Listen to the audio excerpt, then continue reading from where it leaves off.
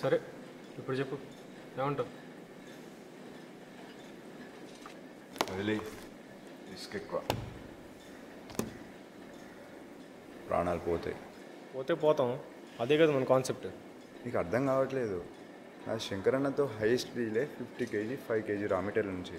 అట్లాంటిది నువ్వు 20 kg రా మెటీరియల్ 200 kgs అడుగుతున్నావు. చాలా పెద్ద క్వాంటిటీ అయినా బ్యాచెస్గా డివైడ్ చేసామంటే మొత్తం కావాలంటున్నావు. నువ్వు స్టోరేజ్ గురించి ఏం కంగారు పడద్దు. ఒక్క రోజులో 100 kgs ప్రొడ్యూస్ చేయొచ్చు. అలాగే 1 ton స్టోరేజ్ ఫెసిలిటీ ఉంది. శంకరన్నతో డీల్ చాలా జాగ్రత్తగా ఉండాలి. ఏ మొన్న డ్రాప్ ఆఫ్కి ఒకటి 5 kgs చెప్పిండు,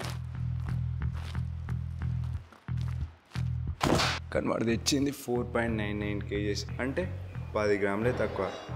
10 గ్రాములు తక్కువ అయింది. 10 గ్రాములే కదన్నా.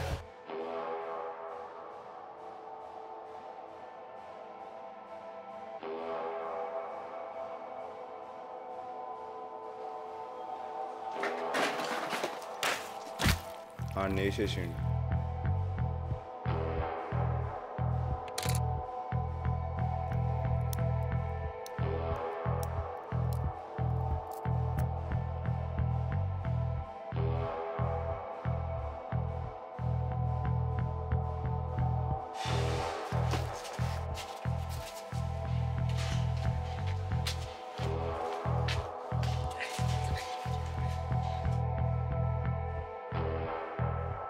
మొన్న డ్రాప్ ఆఫ్కి 5 minutes లేట్గా వచ్చిండు.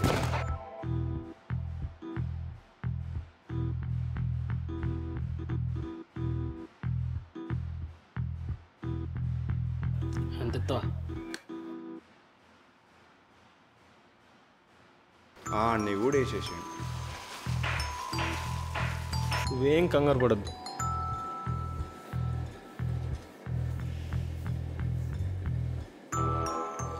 నేను ఉన్నంత వరకు 1 గ్రామ్ కూడా తక్కువ ఉన్నాను. అంత మంచి సెటప్ ఇంకా స్టోరేజ్ పెట్టుకొని నా దగ్గరికి ఎందుకు వచ్చినావు? మంచి ఎక్స్పీరియన్స్ ఉన్న కెమిస్ట్ దగ్గరికి ఇవ్వచ్చుగా. వెళ్ళొచ్చు, కానీ ఆ ఎక్స్పీరియన్స్ ప్రొఫెషనల్స్ 1 kg రా మెటీరియల్తో 5 kgs మాత్రమే ప్రొడ్యూస్ చేయగలరు. అదే 1:10 రేషియోలో అడిగితే కనీసం అది పాండ్స్ పౌడర్గా కూడా పనికిరాదు. అదే నీ 1:10 రేషియో ప్రోడక్ట్ అలాంటిది చెప్పనా, బిర్యానీలో హైదరాబాదీ బిర్యానీ లాగా. అవును, ఇంతకు నీ పర్సంటేజ్ ఎంత? 30%. అన్నతో మాటలు నీకు 45% ఇప్పిస్తా. మొత్తం క్వాలిటీ ప్రోడక్ట్ 200 kgs నువ్వే ప్రొడ్యూస్ చేయాలి, ఒకేసారి ప్రొడ్యూస్ చేయాలి. ఇక్కడ స్టోరేజ్తో కమిషన్తో సెటప్తో కాదు, పోలీసులు అన్నని వేసేయడానికి స్టింగ్ ఆపరేషన్ పెట్టుకున్నారు. సిచ్యువేషన్ మస్తు టైట్ ఉంది. ఆ ఏసీపీ గానికి అన్న మీద పీకల దాకా కోపంతో ఉన్నాడు. లక్కీగా ఎస్ఐ మనోడు కాబట్టి ఆ ఇన్ఫర్మేషన్ మనకు వస్తుంది. పోలీసులా? పోతే పోతామన్నా, పోలీసులు అనగానే ప్యాంట్ తడిచినట్టుంది. చిచి అదేం లేదు, మీ జాన్తో మాట్లాడి డిస్ట్రిబ్యూటర్ శ్రీరామ్తో మాట్లాడచ్చు మనం. ఏంటి? అదే మీ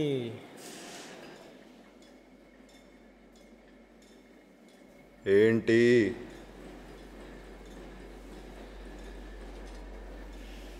20 kgs అన్నావు కదా? Okay okay.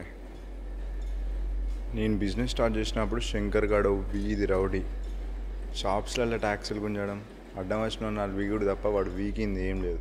నా ప్రోడక్ట్ హైదరాబాద్ బిర్యానీ అని నాకు కూడా తెలుసు, కానీ మీన్స్ ఆఫ్ డిస్ట్రిబ్యూషన్సే ఆన్ దగ్గర ఉన్నాయి. ఆన్తో డీల్ మాట్లాడుకొని బిజినెస్ స్టార్ట్ చేయించిన. రౌడీగాడు కదా, కొట్టి లాక్కోవడం తప్ప ఇంకేం తెలియదు. నన్నే లీడర్గా ఉన్నావు అన్నాడు, కానీ నేను లీడర్గా ఉండే ప్రొడక్షన్ వేడేస్తాను, నీ ఏహెచ్ చేశాడా? అందుకే కుర్చీలో వాడిని కూర్చోబెట్టి ప్రొడక్షన్ అంతా నేను చూసుకుంటున్నా, ఎన్నుకుండి మొత్తం నేనే నడిపిస్తాను.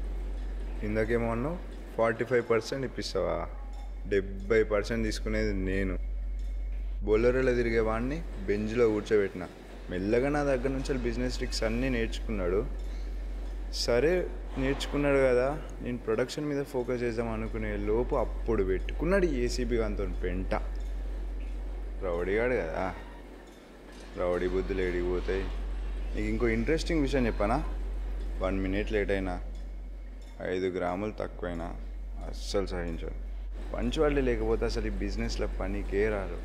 నేను బిజినెస్ చేస్తా, ఎవడైతే నాతో సీరియస్గా రుబాబ్తో చేస్తాడో ఆన్తో చేస్తా. నీకు ఇంకో విషయం చెప్పనా?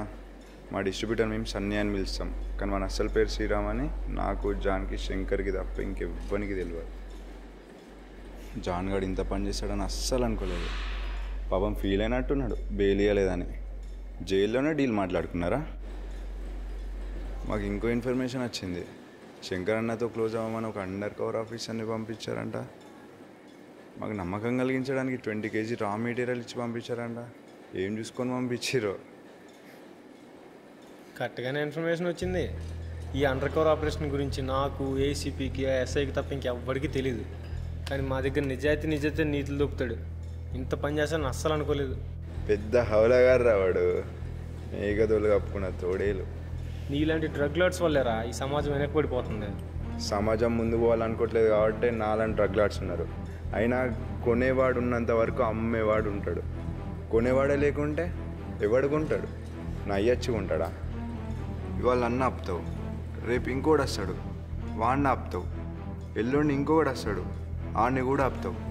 ఇక్కడ అమ్మేవాడు రావడం పోవడం కామన్ కాదు, కొనేవాడు కామన్. అయినా కొనేవాడు ఉన్నంత వరకు అమ్మేవాడు పక్కా ఉంటాడు. అయినా నేను ఏమన్నా ఫ్లెక్సీలు కట్టి నా ప్రోడక్ట్ని కొనడానికి అడ్వర్టైజ్ చేస్తున్నానా? రోడ్ మీద ఒకరిని పెడతాం, ఆడిక్కడ పౌడర్ అమ్మవాడును అని బోర్డు పెట్టాడు, అరవని కూడా అడగాడు. అయినా వాడు ఏమమ్ముతుండో ప్రతి ఒక్కరికి తెలుసు. మార్కెటింగ్ ఖర్చు లేని ఏకైక బిజినెస్ ఇది. అందుకే ప్రాఫిట్స్ ఈ రేంజ్లో వస్తాయి. అయినా ఈ కాలంలో జనాలకి అన్నీ ఫాస్ట్గా కావాలి. సక్సెస్ అయినా, డబ్బు అయినా, మత్తు అయినా. అందరూ కష్టం లేకుండా సుఖపడాలనుకుంటారు, కానీ అది ఎట్లా కుదురుతుంది? నాలాంటి వల్ల కుదురుతుంది. మత్తులోకి వెళ్ళే చాయిస్ వాళ్ళకి నువ్వు ఇస్తున్నావు. ఆ చాయిస్ ఇవ్వడం కూడా తప్పే. ఇదేంది ఇది ముళ్ళ బాగా గుచ్చుకుంటే నొప్పి లేస్తుందని నేను చెప్తా, కానీ మాకు ఆ నొప్పి సమ్మగా ఉంటుందని గుచ్చుకుంటారు. నీకు ఇంట్రెస్టింగ్ ఫ్యాక్ట్ చెప్పనా? ఒక్క 10 grams తక్కువైందని ఒకటి చంపేసావే, వాడు నా తమ్ముడు. ఈ విషయం నాకు తప్ప ఇంకెవ్వడికి తెలియదు. ఆ చెత్త నా కొడుకులతో తిరగొద్దని చాలాసార్లు చెప్పాను, కానీ ఇప్పుడు ఎలా?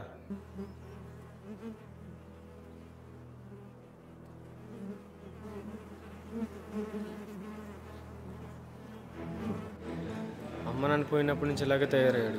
కనీసం అమ్మ నాన్న బాగా నచ్చ చెప్పేవాళ్ళేమో. అది సంగతి. మీ తమ్ముడిని సరిగ్గా చూసుకోలేనని చెప్పు. ఎందుకు ఈ దొంగ నాటకాలు? అమ్మ నాన్న లేని లోటు నువ్వు తీర్చలేకపోయావు, వాడు తీర్చుకోవడానికి ఇంకో దారి వెతుక్కున్నాడు. ఒరే 7th 8th క్లాస్లోనే మందరు వాడు నేర్చుకున్నారా? పిల్లల్ని చూసుకోవడం రాదు, పైగా మమ్మల్ని అంటారు. ఇక బీటెక్ వచ్చేసరికి నాలాంటి వాడు ఎవడో కూడా తగులుతాడు. అయినా నా ప్రోడక్ట్ మీద పడతారే. మందు సిగరెట్ కూడా చెడ్డవే కదా, వాటిని ఆపరు.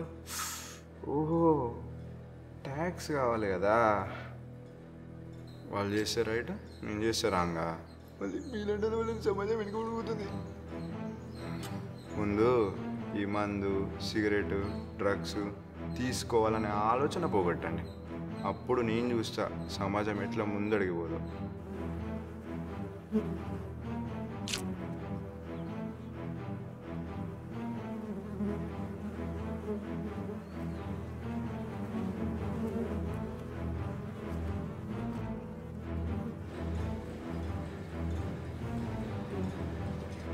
ఇప్పటిదాకా శంకర్ అన్న నా తమ్ముడిని చంపాడు అనుకున్నా, కానీ అది ఇప్పుడే తెలిసింది నువ్వని. మెయిన్ స్విచ్ నువ్వేగా, నిన్ను ఆఫ్ చేస్తే మొత్తం సిస్టమ్ షట్ డౌన్ అయిపోతుంది.